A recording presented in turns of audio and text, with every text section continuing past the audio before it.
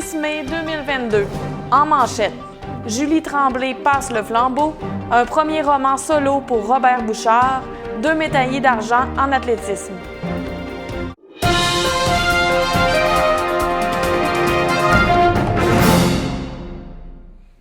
Après 6 années à occuper le poste de présidence à la Chambre de commerce Haute-Côte-Nord, l'entrepreneur Julie Tremblay passe le flambeau. À son arrivée en poste en 2016, Mme Tremblay n'avait aucune idée de l'ampleur du travail qu'elle aurait à accomplir. Dès le début de son premier mandat, elle a fait une réflexion stratégique pour l'organisme et l'agrandissement du territoire pour couvrir toute la Haute-Côte-Nord est tout de suite apparu comme la chose à faire. Rappelons que la Chambre de commerce n'offrait ses services qu'aux entreprises du secteur Est du territoire auparavant, ce qui limitait sa capacité d'action avec seulement 80 entreprises. Le 27 avril, à la salle multifonctionnelle des Escoumins, la Chambre de commerce Haute-Côte-Nord a tenu son assemblée générale annuelle en présentiel après 2 années en virtuel forcées par la pandémie. Il était l'occasion d'officialiser l'agrandissement du territoire couvert par l'organisme par l'adoption des nouveaux règlements généraux qui incluent désormais le secteur ouest. Le nombre de sièges disponibles au conseil d'administration a été divisé équitablement entre les 2 secteurs, soit 4 chacun, ainsi qu'un siège ouvert à tous. De nouveaux administrateurs ont fait leur entrée au conseil d'administration, soit Sébastien Charret, David Harrison et Nicolas Ferron. Quant à Gilles Cormier et Marie-Ève Boivin, ils ont renouvelé leur mandat. Des sièges sont donc demeurés vacants, dont 2 pour le secteur ouest et 1 pour le secteur est, ainsi que celui qui est ouvert à tous. Julie Tremblay ne sait pas à qui elle passera le flambeau à la présidence de l'organisme, puisque l'exécutif, soit les postes de président, vice-président et secrétaire trésorier du conseil d'administration, sera déterminé lors de la prochaine rencontre. Mais une chose est sûre, elle continuera de participer aux activités et de s'intéresser à la Chambre de commerce, et ce, en tant que femme d'affaires. La Forestvilleoise connue de tous, Gigi Foster, a reçu le prix Hommage le 26 avril devant une centaine de bénévoles réunis afin de souligner la Semaine de l'action bénévole. Madame Foster a commencé à faire du bénévolat en 1970. Sa première et véritable implication soutenue a été dans l'association du hockey mineur quand son fils Dave a débuté la pratique de ce sport. La cause de la paralysie cérébrale a aussi bénéficié de la grande générosité de Gigi pendant de nombreuses années. Au cours de ses 52 ans d'implication, Gigi organise tantôt des carnavals, brunchs ou soupers bénéfices selon les besoins. Dès qu'une cause ou une situation vient à son oreille, les idées se bousculent et Mme Foster s'emballe, elle qui soufflera 82 bougies cette année. L'an dernier, elle a piloté une vente de billets afin de récolter des fonds pour subvenir aux dépenses de sa petite-fille Audrey-Anne Foster, patineuse de haut calibre qui a représenté le Canada à des championnats internationaux tenus en Slovénie. Pour ce faire, l'infatigable grand-maman a vendu des plats de son célèbre ragoût de boulettes pour une somme de 1 300 $. Femme d'affaires et gestionnaire reconnue, elle a fait bénéficier de ses connaissances plusieurs organismes en siégeant sur leur conseil d'administration, l'Association des Maries-Reines, le Festival du Caplan, le CLSC, le Conseil municipal, le Gala des entreprises et bien d'autres. Lorsqu'elle a présenté la remise du prix Hommage de la Ville lors de la soirée des bénévoles, la mairesse Micheline Anctil a souligné l'engagement de Gigi Foster pendant presque sa vie entière au bénéfice des autres. Et derrière cette petite grande dame se tient fidèle à ses côtés depuis presque toujours son époux Roger, sans qui Gigi ne pourrait se déployer de si belle manière. Un autre partenaire de tous les instants de Mme Foster, c'est la famille Marino et la gang du Danube, sa 2e famille. La prochaine activité bénéfice signée Gigi Foster est le souper au profit de la Fabrique Saint-Luc qui aura lieu le 21 mai. C'était soir de lancement pour l'auteur Robert Bouchard le 29 avril dans le cadre du Festi-Livre Desjardins qui se tenait à la Polyvalente des Berges au Bergeronne. Il a présenté son premier roman solo, L'autre village, publié aux éditions Le Cyclope. L'ancien enseignant en art dramatique à la polyvalente des Rivières de Forestville, qui a pris sa retraite il y a 2 ans, a fignolé une histoire qu'il s'amusait à raconter à ses élèves à l'Halloween.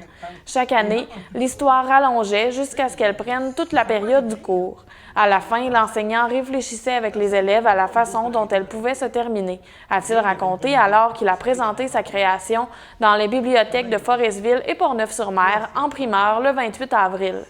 La trame narrative met en vedette 4 adolescents en 1976 qui se rendent au cimetière des Bergeronnes pour ouvrir une tombe dans un mausolée afin de vérifier une histoire disant que des personnes ont été enterrées sans savoir si elles étaient vraiment décédées. Les jeunes réussissent donc à ouvrir la tombe et à voir le cadavre qui portait encore une bague.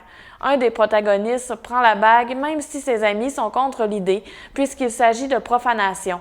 Ces derniers prennent peur et se sauvent en laissant seul celui qui tient le bijou ancien.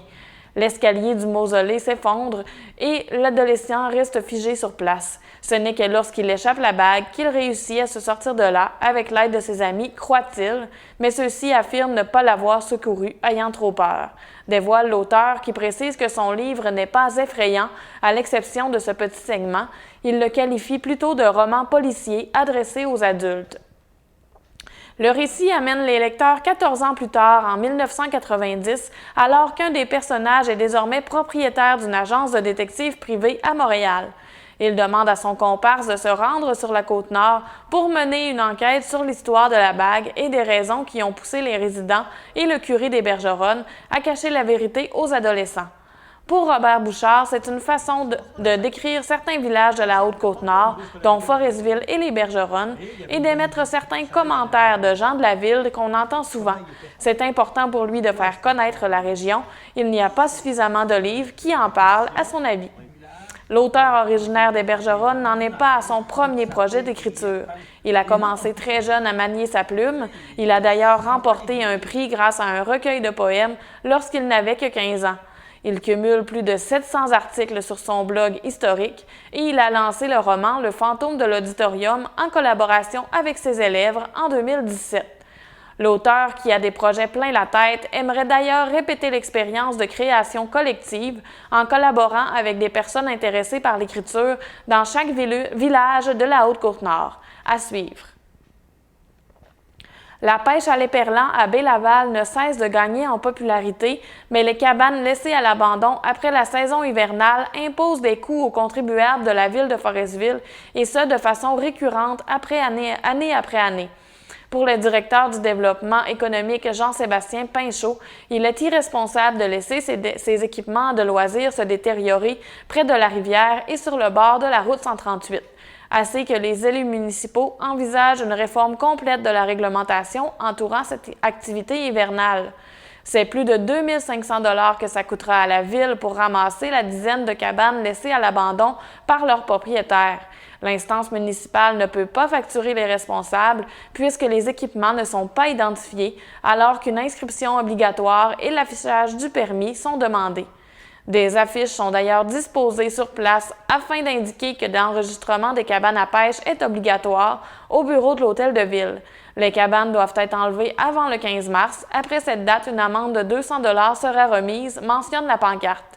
Avec une nouvelle réglementation, les élus resserreront les règles entourant la pratique de cette pêche et on pourrait aussi voir une augmentation des tarifs ainsi que la demande d'un dépôt pour installer une cabane, dévoile le directeur du développement économique qui espère faire prendre conscience aux personnes visées que leur geste a des répercussions sur la communauté.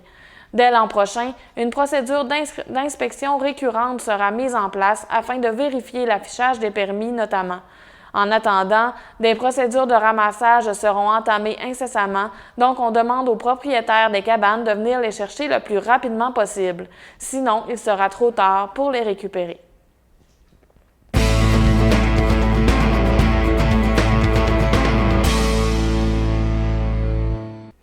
Dans le monde du sport, il y a près de 2 ans, les projections d'avenir du Club Quad Haute-Côte-Nord n'étaient pas des plus prometteuses.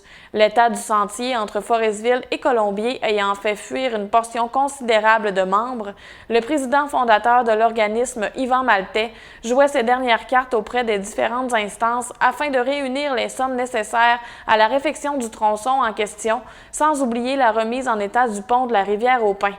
En entrevue au journal Haute-Côte-Nord le 27 avril, Yvan Maltais ne cachait pas sa fierté et son soulagement en annonçant la teneur du montage financier dont il venait tout juste d'avoir la confirmation, un projet qui frôle le demi-million de dollars. Le ministère des Transports a donc allongé la somme de 350 181 $. Le Club Quad Haute-Côte-Nord y injectera 35 805 $. La MRC de la Haute-Côte-Nord s'est engagée financièrement pour un montant de 29 317 $. La Fédération québécoise des clubs quad investit 12 945 $, tandis que la Fédération des clubs de motoneigistes du Québec promet 12 500 $. Pour clore le montage financier, Tourisme Côte-Nord injecte 7 500 $, de même que la ville de Forestville qui investit 7 500 $ également. Pour le président, les efforts soutenus des différents intervenants au dossier ont porté fruit et assurément sauvé son club. Au cours des dernières années, les membres n'étaient plus au rendez-vous et surtout pas intéressés à payer une carte de sentier dans ces conditions-là, selon lui. M. Maltais espère bonifier le membership de son organisation ou, à tout le moins, atteindre la moyenne des bonnes années, soit entre 55 et 65 membres, qui défrayeront chacun 207 $ pour les droits d'accès d'ici le 8 mai en prévente et 227 $ passé cette date. En échange, les quadistes auront l'opportunité de rouler sur les 413 km de sentiers sous l'égide du Club Quad Haute-Côte-Nord qui en est à sa 16e année d'existence. 2 athlètes étudiants de la Haute-Côte-Nord se sont illustrés lors des championnats provinciaux d'athlétisme en salle les 9 et 10 avril à l'Université Laval. Cédric Savard de Colombier et Abby Dufour de Forestville ont tous les deux remporté la médaille d'argent au lancer du marteau dans leurs catégories respectives. Les 2 sportifs représentaient le club d'athlétisme de Bécomo lors de la compétition. Cédric Savard, qui débute son parcours en athlétisme cette saison, évolue avec les cadets, son meilleur lancer ayant atteint 12,39 mètres et s'est hissé au 2e rang du classement chez les garçons, tout juste derrière Jérémy Lahaye de Témiscouata, qui a lancé à 14 mètres. Le jeune homme a également pris part au lancer du poids, épreuve à laquelle il a récolté la 10e position avec un lancer de 8,34 mètres. C'est Philippe Glaude de Magog qui a remporté l'épreuve grâce à un résultat de 11,97 mètres. Du côté de la Foresvilloise Abby Dufour, elle a fait ses preuves depuis longtemps en athlétisme, ayant remporté à plusieurs reprises des médailles pour ses performances. Elle s'est encore une fois démarquée en enfilant la médaille d'argent à son cou au lancer du marteau dans la catégorie juvénile féminin. Son meilleur lancer a parcouru 12,25 mètres alors que la gagnante avait lancé son marteau à 14,77 mètres.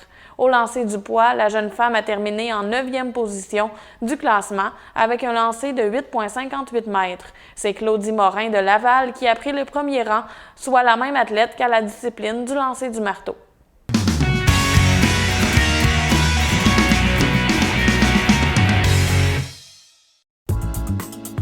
À la météo, ce vendredi 6 mai, le soleil était au rendez-vous toute la journée et le thermomètre a atteint 8 degrés Celsius. Pour samedi, le ciel ensoleillé sera toujours présent avec un maximum de 10 degrés. L'ensoleillement se poursuivra jusqu'à dimanche alors qu'on enregistrera la température la plus chaude de la fin de semaine, soit 12 degrés. Bonne fin de journée et à la semaine prochaine!